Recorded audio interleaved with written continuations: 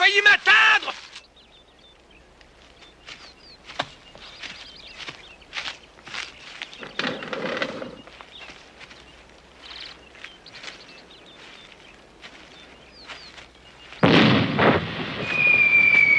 Mais il est complètement secoué.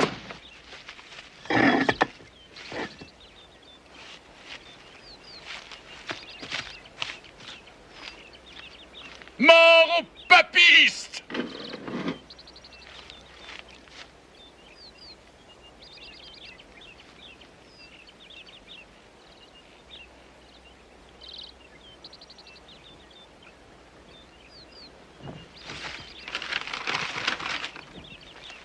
Perdez tout espoir, Wellington.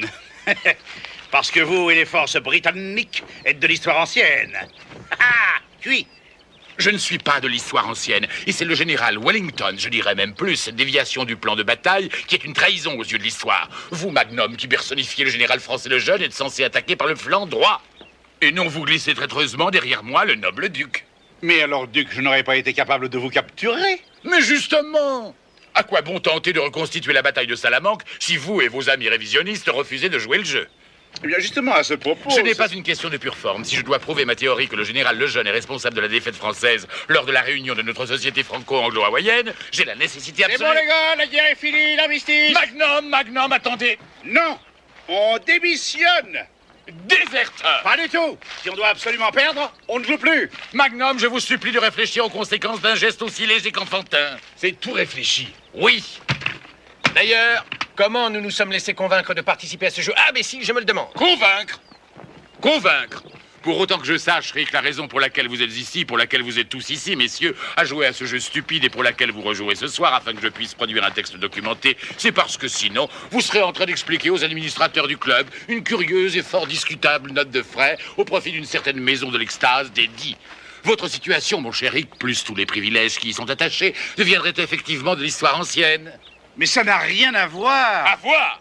Magnum, ça a beaucoup à voir, au contraire. Oserez-vous me contredire? Mais c'est à cause de... Cette stripteaseuse! C'était pour l'anniversaire de Terry. Dans les locaux du club! Après les heures d'ouverture, et puis en plus, elle n'était pas stripteaseuse. Hors de propos! Ah non, elle était selon moi. J'ai dit hors de propos! Un peu comme votre bataille de Salamanque. Salamanque!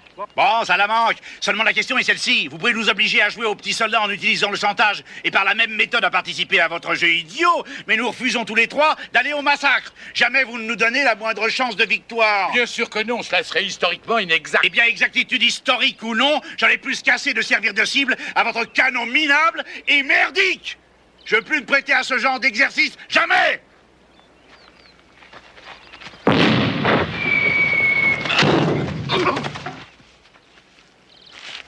Bang, bang, Magnum.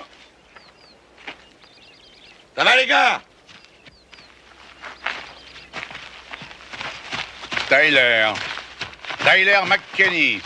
Magnum, qu'est-ce que tu deviens?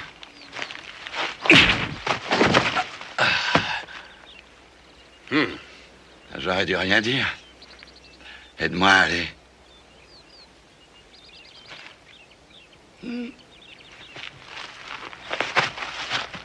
Où étais-tu passé, Tyler?